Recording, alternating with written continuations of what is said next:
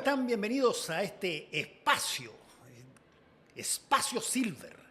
Y Espacio Silver, gracias a Bondap, que creó este Espacio Silver donde conversamos con personas mayores de 50, 60, 70, todo lo que dure la vida interesantísima de tantas personas que pasan por aquí. Y también tenemos que agradecer a NUP, el probiótico que se toma, no importa si es que usted quiere tomarlo calentito como le gusta, bueno, este probiótico no se disemina ni se deshace por la temperatura, así que NUP es el probiótico de la generación Silver. Ya estamos aquí y esto es, pero realmente tremendamente interesante, con Jorge Aedo.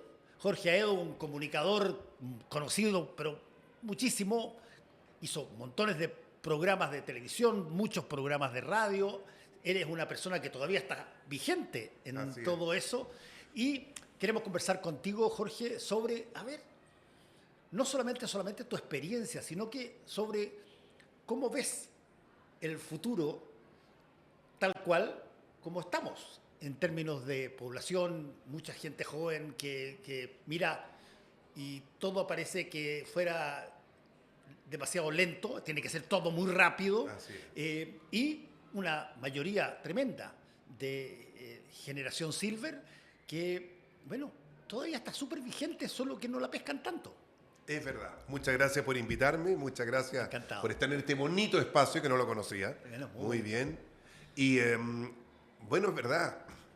Y me gustaría agregar a lo que acabas de decir de esta nueva generación joven, que yo respeto como sea, que tampoco pretende en muchos de los casos proyectarse con hijos, ni tiene una visión distinta, completamente distinta a la que tenía yo, mis padres, que era pensar en el futuro, qué va a hacer cuando tenga los 60, qué va a hacer cuando me jubile. No, ellos viven más el momento. Y lo veo con mis 4 hijos. Yo tengo 4 hijos que son completamente distintos a lo previsor que eventualmente pude haber sido yo. Ellos disfrutan la vida. No tengo nietos, de hecho, siendo que mis hijos van de 25 a 35. Y no veo que vaya a tenerlos pronto, por lo menos. Mira, pero te voy a advertir una cosa al tiro. Cuando tengas nieto, y sobre todo si tienes nieta, te puede pasar un poco lo que me pasa a mí. ¿Ya? Con mi nieta. Puede hacer lo que se le pare la raja conmigo. Eso me han dicho. Absolutamente. Y si yo me dijera, tata, tírate del 5º piso para abajo para ver si vuela. Oye, ahí voy. Hasta ahí llegó. Claro. Es casi irresistible. Qué increíble. La relación que se forma con los nietos cuando uno ya está más grande es tremendamente atractiva. Y dicen que además, como no tenemos la obligación de educarlos, exacto, tenemos todo el derecho a mal enseñarlo, darle en el gusto, todo lo que como padre decíamos, no le voy a decir sí siempre para que aprenda. No, sí, ahora, a lo que me pida, sí. Creo que debe ser así, por lo que veo con los amigos. Bueno, pero eso es algo tremendamente posible, convivir hoy día con generaciones menores. Probablemente te tocó a ti, como me tocó también a mí en una época donde de repente, no sé, tú eras joven, levantabas el dedo, hacías la pregunta correcta y todos te miraban con cara así como, oye, ¿a quién le has ganado vos? Y qué sé yo, acá, allá. ¿Qué tanto, por ejemplo, en tu giro de negocio, ser mayor o ser muy joven son hándicaps en contra? De todas maneras, en Chile por lo menos, cruzar la línea de los 50 yo creo que es una edad, por ejemplo, para quienes aparecemos eventualmente en pantalla, es súper difícil después de los 50 continuar. Y en el ámbito televisivo radial, quizás en la radio es más fácil. En la radio hay gente que tiene más años, más canas y arrugas y está perfectamente en su trabajo. Pero en el medio televisivo, que es muy rápido y se premia mucho la belleza y el físico, no solo en pantalla, sino que también detrás, yo creo que es más difícil, súper difícil. Ahora, en tu experiencia como comunicador, Jorge Aedo, has tenido montones de programas súper Sí. recordables y todo lo demás. ¿Cuál es de todos los programas que has hecho, cuál es el programa que tú sientes que, a ver, si tuviera que escoger un solo programa para que me represente y digan, este fue Jorge Aedo, ¿cuál sería? Mira, yo creo que lamentablemente por el público voy a tener que decir Sábado Taquilla. Y digo lamentablemente no porque no lo quiera, me encanta y hasta el día de hoy yo hago fiestas número 1, que son, el sábado pasado estuve en Viña del Mar haciendo una fiesta. Tengo otras fechas programadas ya para Castro. ¿Qué son las fiestas número 1? Básicamente es un recuerdo del programa Sábado Taquilla. Sábado Taquilla era un ranking de 20 canciones y mostrábamos los últimos videos. Y yo voy con un VJ, vamos mezclando en vivo la música, es para que la gente baile. Mira, si yo tuviera que sintetizártelo con palabras, es como una fiesta con baile entretenido, pero yo no bailo, pero animo. Y vamos saltando y corriendo. Y he tenido la suerte de hacer esta fiesta de Arica a Tierra del Fuego, incluso en Isla de Pascua. Y ya llevo muchísimos años haciéndola y todavía me llaman, así que tan malas no deben ser. No, pero, pero tu pregunta era, sí, ¿con qué programa me gustaría o me sentí más representado? Yo me sentí muy cómodo haciendo un programa que hoy día está al aire y lo hace Cárcamo. ¿Qué dice Chile? ¿Qué dice Chile? ¿Qué dice Chile? Cuando yo lo hice se llamaba Desafío Familiar, Family Feud. Es una licencia norteamericana. Sí, Family Feud, yo me acuerdo del programa. Que todavía debe estar en varios países. Y esta es una licencia que la manejaban unos australianos. Y ellos, TVN compra esta licencia en los años 90, y ellos eligieron al animador sin saber quién era. Fue cero pituto. Y ellos me eligieron, viendo videos de mis programas, y vieron de varios animadores, y de repente me llama Jaime Aguirre en aquel entonces, me dice, oye, mira, vamos a hacer un programa, se llama Desafío Familiar, es un programa concurso. De hecho, las licencias de programa no eran muy conocidas, me tuvo que explicar cómo funcionaba esto. Y yo primero me sentí súper honrado de que te eligieran personas que no tenían ni idea de quién eras tú. Y ellos me enseñaron toda la mecánica, era súper estricto, es distinto. Yo he visto programas de hoy día que se hacen en Canal 13 y es mucho más relajado. Acá no me dejaban tener movimientos que no fueran los que ellos ya tenían estudiado con los tiros de cámara, qué todo decir, articulado. Todo. Y el programa no le fue tan mal, pero obviamente era en una época en que las licencias de programa no andaban bien. Y ese me gustaría que me recordaran, porque fue como aprender de cero cómo hacer un programa de televisión. Yo me acuerdo cuando hago la primera grabación, ellos me dejaron libre. Me dijeron, ¿cómo? Me explican el concurso más o menos con las preguntas, hazlo. Y todo mal. Termina, me dicen, no, mal. Y me amoldaron de tal manera, y fue, como decía el programa, un desafío. Aprender a hacer ese programa, que yo lo miro hoy día a la distancia incluso, y digo, ¿sabes qué? De los trabajos que me costó mucho hacer, aprender, y que logré llevar adelante. Fíjate que, escuchándote, yo de repente pienso, a ver, ¿qué tanto una persona que trabaja en la tele, tú trabajas en la tele y yo trabajo en la tele, qué tanto esa persona tiene resistencia para aguantar 2 o 3 veces al mes que una persona en la calle te diga, yo lo veo siempre a usted me encanta? ¿Qué tanto eso es tomado por las personas de la tele como un parabién, una cosa amorosa, o se miran al espejo de nuevo y dicen, yo tendría que tener el programa de este gallo, de esta niña, bueno, porque a mí me saludan en la calle? Claro. El problema de la tele, uno de los problemas de la tele, es que te alimenta el ego muy rápido. Oh, sí. Y hay que saber convivir con eso. Y tú debes haber visto montones de situaciones de ese tipo. Igual que yo. Y vivido. No quiero ser cínico. No, yo miro para atrás y digo, de repente hice cuestiones que claramente era por el ego de la tele, que te crees el cuento. Pero pero no me molesta que hoy día me recuerden, ¿eh? De hecho, habitualmente me saludan y la gente es muy cariñosa. En general, mis programas y mi imagen no provocó anticuerpos. Sí. Entonces, en general, yo te diría que garabatos no recibo, nada. Más bien es gente cariñosa que me saluda. De hecho, en mi evento, cuando partí haciéndolo, a mí se me ocurrió en una parte, cuando viene el rock latino, que tocamos rock latino, yo canto con la gente en la pista. Y las pistas a veces están repletas de gente. Y en algunos lugares los guardias como se ponen nerviosos. Y digo, no, si este público a mí nunca me va a hacer nada. Y la verdad, hasta el día de hoy, nunca me ha pasado absolutamente nada cuando me mezclo con la gente. Lamentablemente hay otros rostros que sí, pues, provocan anticuerpos y yo no sé si podrían hacer esa vuelta cantando con la gente en una pista de baile. Por cierto, y pasan, y muchos de ellos son conocidos por la gente que nos está escuchando, que a veces reciben un piropo como algo exclusivo, algo claro, como exclusivamente o como una cosa que inmediatamente demanda ir a pedir, no sé, un 20% más de sueldo. Ah, claro. ¿No es cierto? Así es, pues. Y eso sigue pasando desgraciadamente todavía. Y lo otro que yo creo que nos pasa es que nos creemos el cuento que somos, soy yo. Yo tiré para arriba este programa. No, pues ahí es un equipo. Claro.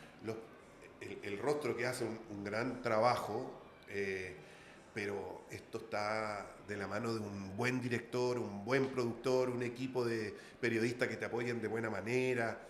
Si no tienes eso, no vayas a poder lograr solo por ser el mejor animador del mundo. Y yo miro a Mario Kreuzberger, a Don Francisco, a quien admiro muchísimo, y él siempre se rodeó de buenos profesionales a su alrededor para lograr hasta el día de hoy lo que tiene como comunicador. Sí. Yo he estado con él muchas veces en esa gente, y es impresionante el trato ¿sí? que tiene. Es un trato muy, muy agradable. Así es.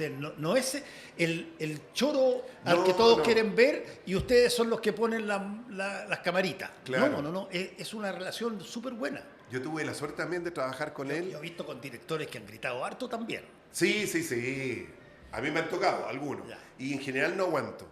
Pero con Don Francisco yo tuve la suerte de trabajar con él. Estuve en un par de Teletón. Además, en el... ¿Cómo le llaman la cúpula donde se dirige? Y él... porque yo en 2 hice Love. Entonces tenía que estar ahí. Y él muy amable, muy gentil conmigo. No tengo nada que decir. Mario Kreuzberger es probablemente un hito inigualable, es verdad. En la televisión chilena. Yo también tengo una relación muy cercana, muy cariñosa con él. También estuve en la Teletón mucho tiempo. De alguna forma genera eso un test. A ver, ¿qué tanto si es que yo te enfoco y sales en la tele, tú sientes que tienes que cambiar, que has cambiado? Algo creció en ti por el solo hecho que estuviste en la tele. Sí, claro. Yo en general era tímido. A veces todavía lo soy. O sea, de hecho me da pudor cuando me saludan y me reconocen. Sí. Cuando estoy en un evento y subo al escenario, cambio, claramente. Pero en mi día a día, en general, soy más introvertido. Ahora, convengamos una cosa, que pasa. De repente tú vas caminando con alguien y te saludan en la calle, y ese alguien que puede ser parte familiar tuyo, ¿no? Te dice, oye, ¿y ese gallo te conoce? Ah, sí. Entonces, vos desgraciadamente tenés que decir, bueno, seguramente porque me vio en la tele, él dice que vio el programa tanto, eso fue el... Y de alguna manera transmites tú esa cosa. Claro. Pero yo tengo la impresión de que hoy día la tele se ha hecho muchísimo más, yo te diría, realista que una ensoñación de poder o de ser más que otros por el solo hecho de salir en la tele. Hoy día tenéis que, a ver, si es que no probáis que funcionáis, la cosa no funciona. No, claramente. No, es más... No es pura pinta ni nada. No, es más real en ese sentido. Sí. Y yo creo y siento que la gente que ve a estos personajes en televisión lo siente más de igual a igual que esta estrella que está por allá arriba. Yo lo noto, de todas maneras. Ahora, ¿sientes tú que ha cambiado mucho la forma de comunicar a través de televisión o de radio o de los medios de comunicación desde, qué sé yo, 30 años ahora? ¿Y cómo? A ver, yo creo que de todas maneras sí. Es mucho más espontánea, se permiten más cosas. Yo soy de la época, yo partí en AM en transmisiones de fútbol, el año 82. Y de ahí pasé a trabajar en FM y tenía que yo tener un lenguaje y hablar todo lo que estaba escrito. Yo no me podía salir de lo que estaba escrito. Pronunciar todas las S. Todas las S. No me podía reír.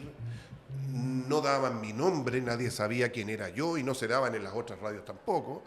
Me acuerdo que tú llamabas a la radio, pedías una canción y decías, no, es que no podemos dar la información. Éramos súper, lo que dijiste al comienzo, era yo transmito de aquí para allá, tú solo escucháis. Claro. Así eran los 80. Y eran locuciones muy perfectas, tuve que aprender a hablar otra vez. Y hasta que llegó la rock and pop, y yo creo que ahí empezó a ver fue un remesón bastante grande. Todo este cambio. Y fue un remesón, yo diría, para nosotros que trabajamos en radio. Porque el público lo aceptó de inmediato y el remesón fue eso. O sea, todo lo que estamos haciendo a la gente no le gusta tanto. O sea, nos quieren ver más despeinados, nos quieren ver haciendo cosas más espontáneas. Y claro, y todo lo que nosotros pensábamos que estaba escrito y así era, vino la rock and pop y lo remeció y lo cambió todo.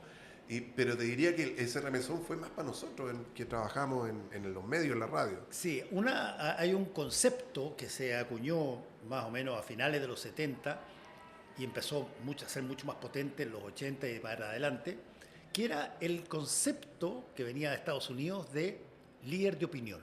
Claro. ¿Te acuerdas tú? Sí, me acuerdo.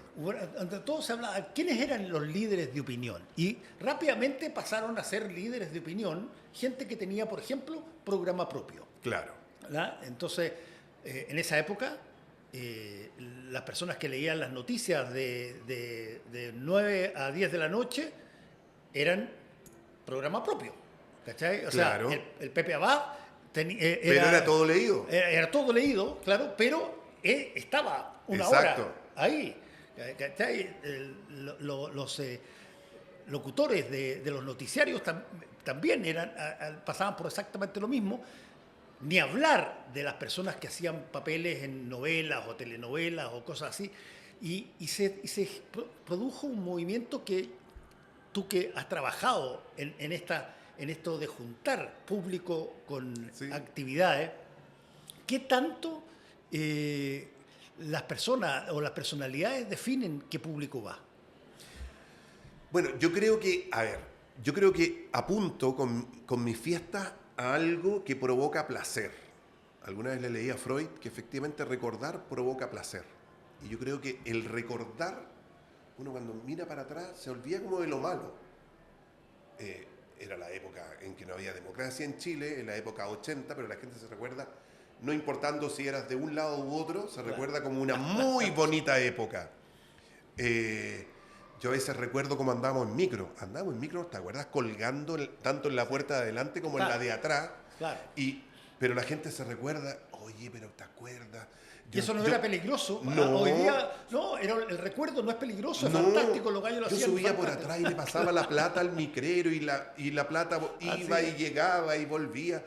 ¿Se acuerdan de esa parte bonita? Claro. Entonces, a tu pregunta de el público, ¿qué ve o qué lo convoca en estos eventos? Yo creo que es el placer de recordar. Van a ver a este tipo que alguna vez me mostraba videos en la tele, me pelarán, dirán, está viejo, está más pelado, más canoso, pero el gallo me hacía, oye, me acuerdo cuando llegaba el número uno, y de hecho cuando yo lo digo en la fiesta es como, casi como que cantara un hit, te prometo. Es que el número uno, ¿para qué estamos con cosas? El número uno tuyo, que era esta cosa de decir el número uno, claro. número uno, fue en inglés, le llaman a eso frame. Mira. Que es un etiquetado. El sello.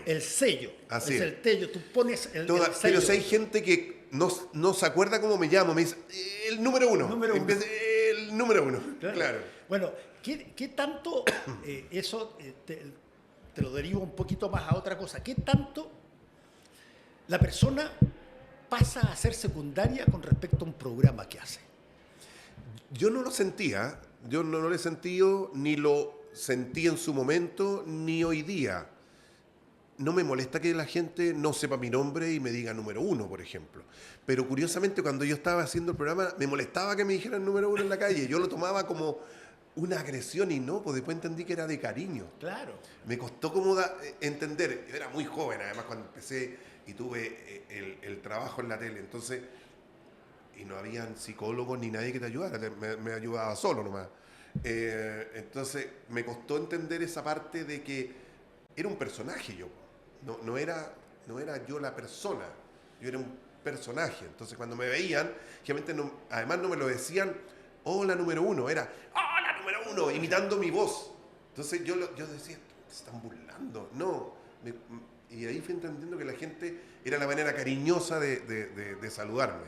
Sí, eso es probablemente algo que todavía se da, porque perfectamente es posible de que alguien te identifique en la calle y te diga yo usted lo veo todas las noches, qué sé yo, claro. Pero el grado de... se ha perdido un poco el grado casi de babosería que había por la figura. ¿Tú te acuerdas? El propio Mario cuando venía gente a la Teletón, cantante y cosas que haya, pero no los dejaban salir del camarín, toda la gente encima llena, y a todos querían ver a la figura. A la figura. Eso hoy día no creo que sea igual como antes. No, claramente que no. Yo me acuerdo de una época, yo no podía salir al supermercado. Yo me acuerdo haber estado en un baño público, igual que el chiste, en 2 ocasiones, y me pedían autógrafos, te juro. Yo decía, ya, ¿cómo? Pero hoy día no pasa. Hoy día no, por lo menos no, la gente es muy respetuosa. Ya no piden autógrafos, piden selfie. Pero es otra. La gente se acostumbró, yo creo que también el hecho, éramos un país muy aislado, no venía ningún artista, entonces lo que teníamos eran las personas de los pocos canales que hacían programas y los pocos artistas que venían mayoritariamente al Festival de la Canción de Viña, entonces se provocaba. ¿Te acuerdas la cantidad de gente que se quedaba fuera del Hotel O'Higgins esperando? Se aparecía en una ventanita alguien asomándose y a veces no se asomaba ni el artista y quedaba la tendalada. Claro. Bueno, pero todo eso habla de una relación entre el público con las figuras que están en determinada situación. Y eso no era necesariamente idéntico en personas que dan noticias, en personas que trabajan en telenovelas, en personas que cantan en el Festival de Viña, en deportistas. Yo el otro día, a propósito de los lectores de noticias, acordándome, siempre estoy como mirando para atrás y comparando con hoy día. Impensado un César Antonio Santi, un Javier Miranda, un ¿cómo se llama? Raúl Matas, que eran los lectores de noticias de los 80, que se hubiera sacado un video, quizás era complicado desde el punto de vista de hacer el video, pero una foto en un balcón en calzoncillos con su pololo, un lector de noticias, como sí lo han hecho en otras partes, sí. Este año un conductor y no tuvo problema en Brasil. Hoy día se muestra la sexualidad, se muestra si eran pololo. Tú de los lectores de noticias no sabías si eran hombres homosexuales o tenían señora, polola y una vía paralela. Hoy día el lector de noticias, tú sabes, no, este gallo en realidad... Bueno, es que ese punto que estás tocando es tan clave porque básicamente apunta a qué es lo que importa hoy. Claro, hoy día a la gente no le importa eso. A nosotros los ochenteros sí, y nos escandalizábamos. Entonces, si hemos cambiado, claro que hemos cambiado. Y yo siento que hemos cambiado y avanzado. Porque encuentro genial que se pueda tener esa libertad, claro, sobre todo el personaje que está en cámara, de llevar su vida como quiera y la que quiera llevar.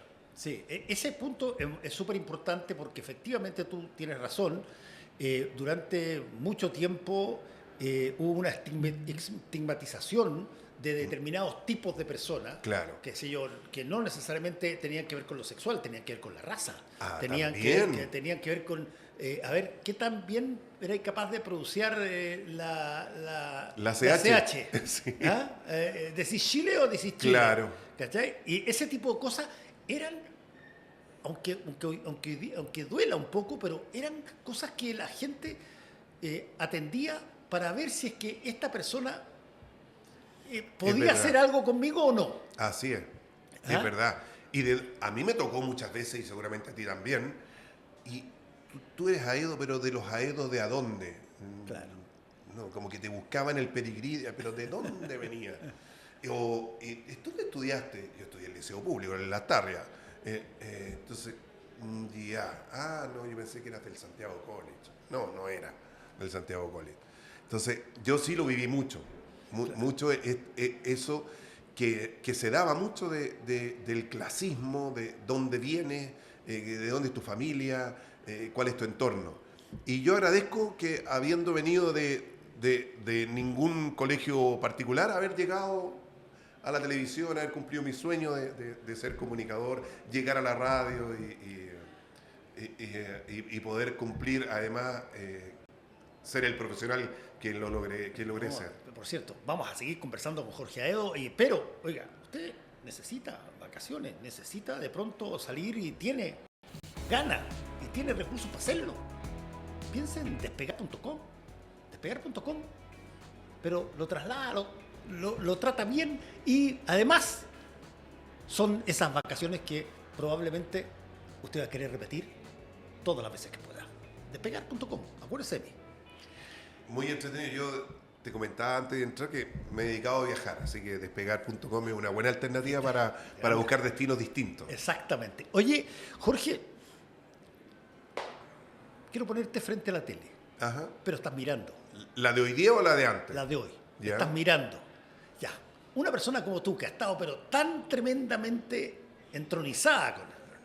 Dime las dos cosas que te parecen estupendas de la tele chilena y las dos cosas que te parecen inaceptables de la tele chilena. A ver, debo decir que veo en general poca tele. Eso debe ser por algo. Yo me acuerdo puntual, desde el año 2013 no tengo cable. Ajá. Y en aquel entonces, cuando les digo a mi hijo, ¿sabéis que no voy a tener cable? Coloqué en Netflix. Ellos me dijeron, sí, no vemos tele. Mi hijo tampoco ven televisión. Es muy raro, ni no ven series o están siempre interesados en lo que pero encuentran. ¿tú indujiste de alguna manera que eso pasara? No, yo te diría que no. Fue espontáneo. Fue espontáneo y también fue espontáneo para mí. Ya. Que empecé a aburrirme de la televisión que encontraba, no me gustaba, pero me empecé a interesar por las series. Ya. Dicho eso, igual algo veo y hasta el día de hoy no tengo cable y en general me pasa a veces, sobre todo cuando estaba en la radio, que parecían personajes y eran muy famosos y yo no sabía quiénes eran. Entonces, ¿qué me gusta de la televisión de hoy día? Que es más espontánea, por lo que claramente veo. Lo que no me gusta es ese gusto por meterte en la vida del resto. Y no me refiero puntualmente a la farándula, me refiero un poco más a los reality, al trapear con la gente, a ver que el tipo está en el suelo, a que después de no sé cuántos días de encierro ya empieza a mostrar su lado oscuro o a contar su lado más privado. Esa televisión en general no me llama la atención, pero reconozco que tiene un gran rating. Yo no podría ser gerente de producción, claramente, porque no le achuntaría a lo que la gente quiere ver. Bueno, pero es que ahí hay un punto súper importante. Esa situación que pasa de programas que son tremendamente sórdidos a veces, son todos hijos de lo que tú mencionaste, de la medida de cómo se cobra en televisión. De repente en Estados Unidos se preguntan, oye, ¿cómo cobro los avisos? Y entonces, ¿por qué no ponemos un dispositivo que diga si es que el televisor está prendido o no está prendido y en qué canal? Ajá. Y de esa manera miramos todos los televisores del país y vemos cuáles son los programas que son más vistos, y esos programas que son más vistos pueden cobrar más caro.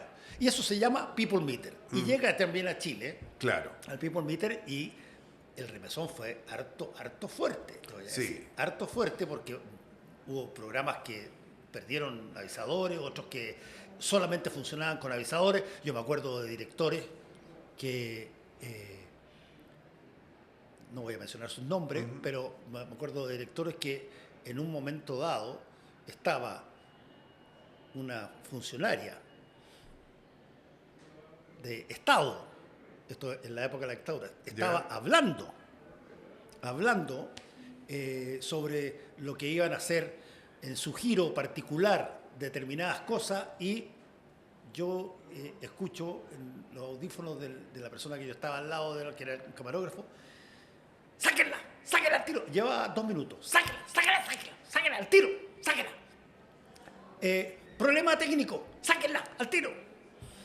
Y lo que había pasado es que había aparecido este personaje y se fue el rating al suelo, y esta persona no lo pudo aguantar. Y yo me impresioné muchísimo, esto lo he contado varias veces, pero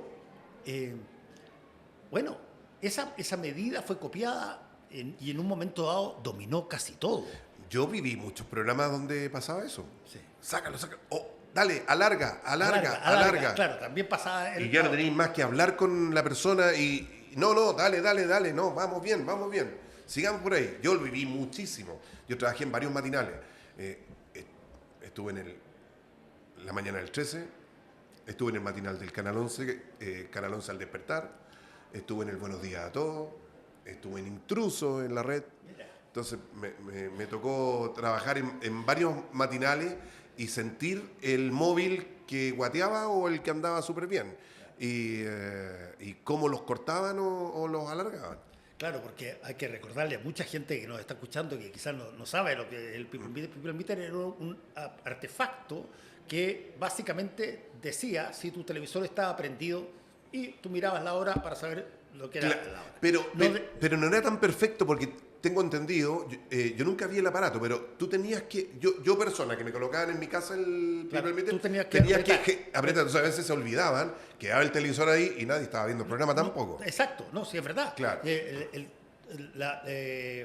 A todos los hogares que les daban un People Meter, que era la muestra, claro, la muestra de todo. Y tenía que poner las personas y las edades. Exacto, tenía que decir qué personas eran parte de la familia, las edades de cada uno de ellos, y cada uno tenía una letra asignada. Entonces tú entraba el mayor, y el mayor era la A, y entraba el papá, era la F, en la otra letra, y tenía que hacer, y se suponía que eso se respetaba. Exacto. Para la muestra, acuérdate que le daban una plata para que pudieran tener el People Meter. Bueno, y de acuerdo a eso, tú mirabas y decidías quiénes, de qué edad estaban viendo el programa en ese momento. Claro.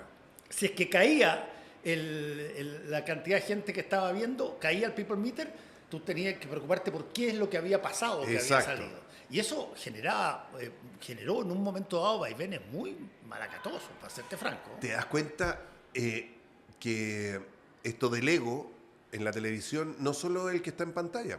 Toda la televisión es ego.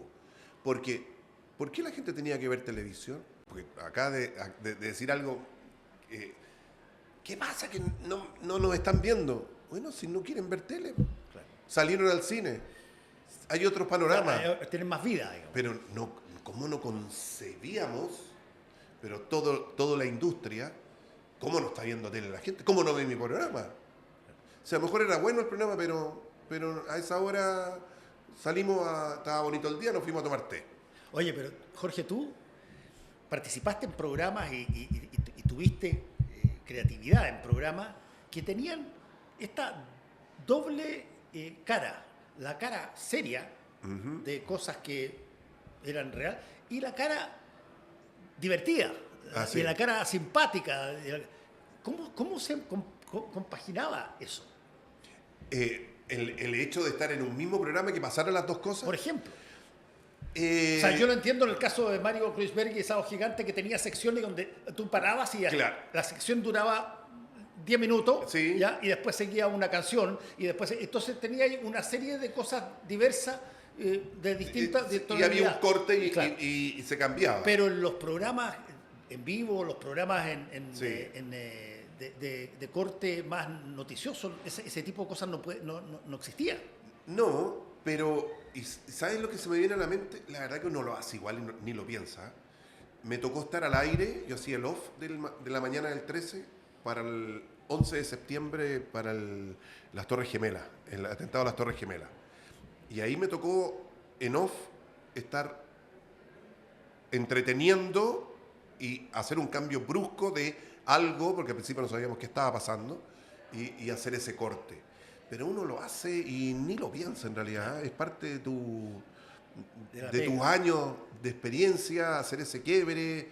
Además, tú lo sabes tan bien como yo, estás con el Sono, a pesar de que yo seguía el off, estaba con Sono, y puntualmente para ese atentado, la cantidad de voces que me decían, no, esto es Chicago, claro. No, son las Torres Sears, no, parece que es no, es Nueva York, son las Torres Gemelas, claro, es una avioneta, y la cantidad de información y todo eso tiene que filtrar y decir lo menos incorrecto. Porque tú estabas... Porque al principio llegó la imagen, pero no llegaba con información. Exacto, porque tú no estabas entregando una información que pasó en la mañana en la noche. Fue en el momento. En el momento. Así es. Y eso generaba estas dificultades de que tú no tenías toda la información sobre el asunto.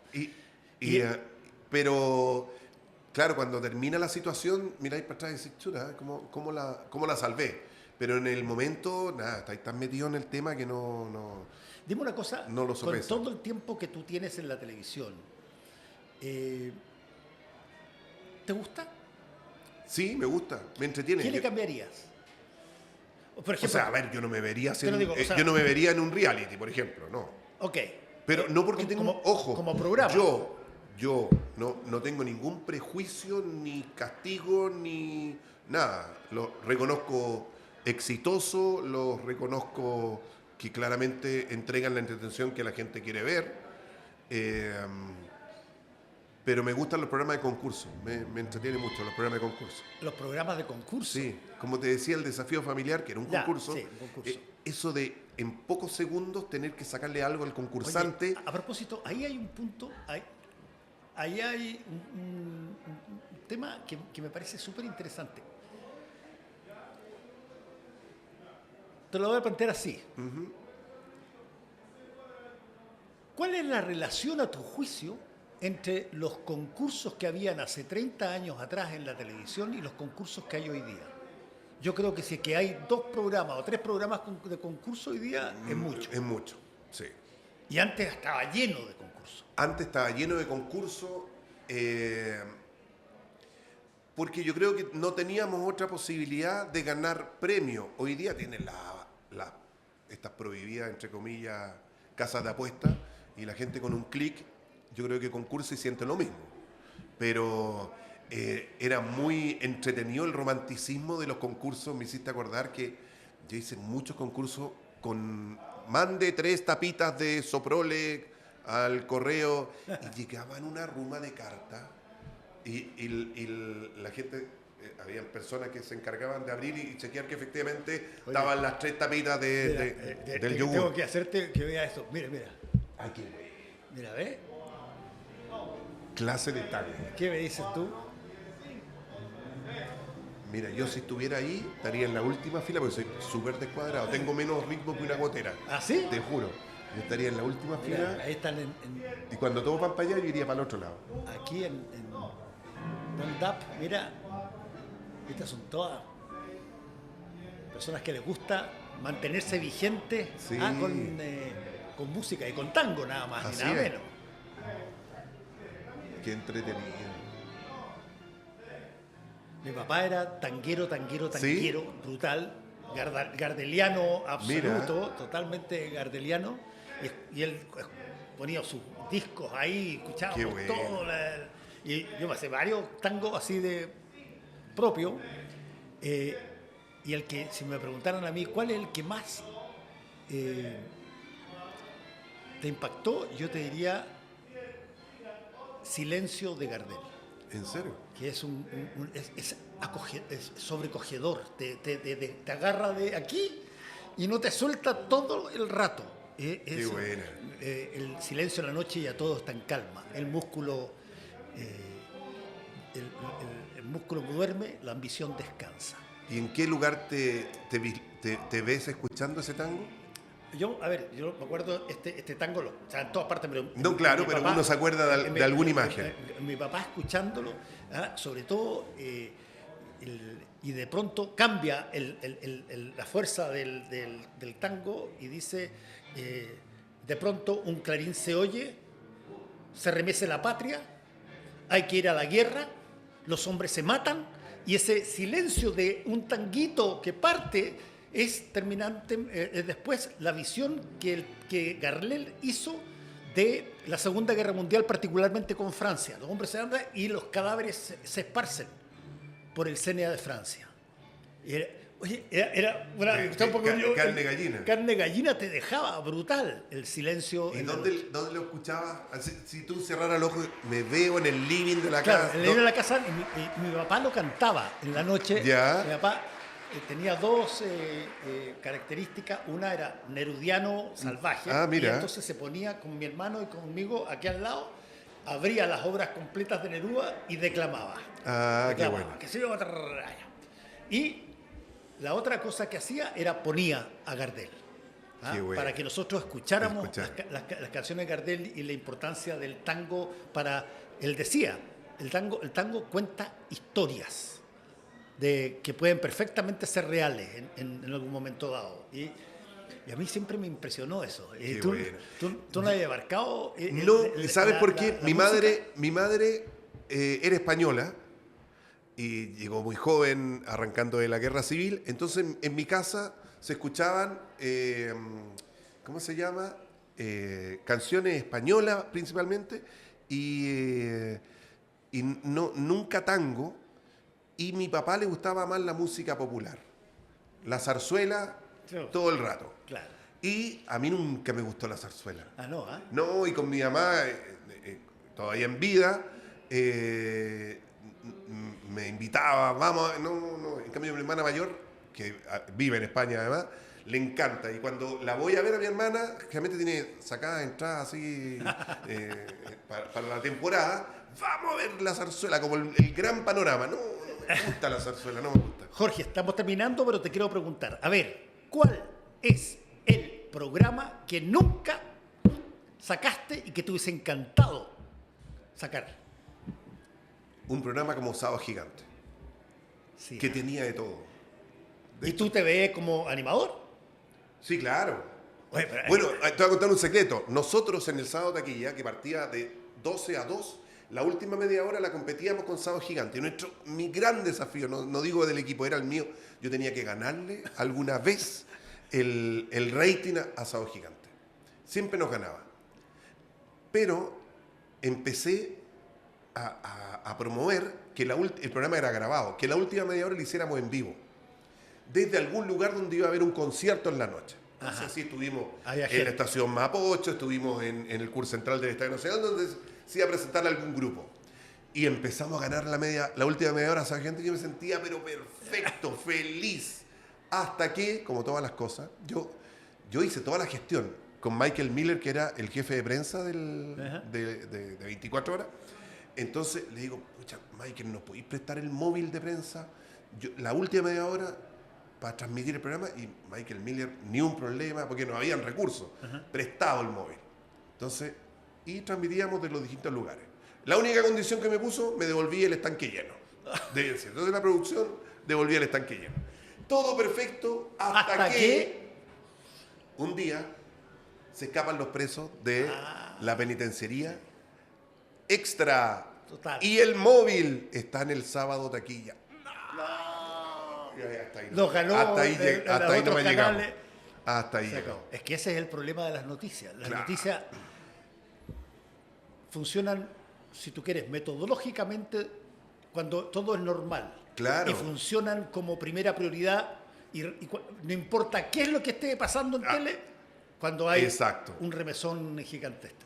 Claro. Así que te tocó. El imprevisto siempre llega. Jorge Aedo, un placer haber conversado contigo. Por la invitación, estuvo muy entretenido. Encantado. Y bueno, a ver si es que estamos conversando de nuevo. Porque feliz, encantado. Hay muchas cosas por hacer. Sí. Los que dicen que, oye, hey, Ya se les acabó el tiempo, ustedes están hablando de cosas del pasado. No, estamos hablando de las cosas que son los cimientos de lo que viene. Así es. Así que, con cuidado. Así es. Muchas gracias, Jorge. Mucho éxito con tu programa. Muchas gracias. Que estés muy bien. A todos ustedes, muchas gracias. Nos vemos en la próxima Generación Cine.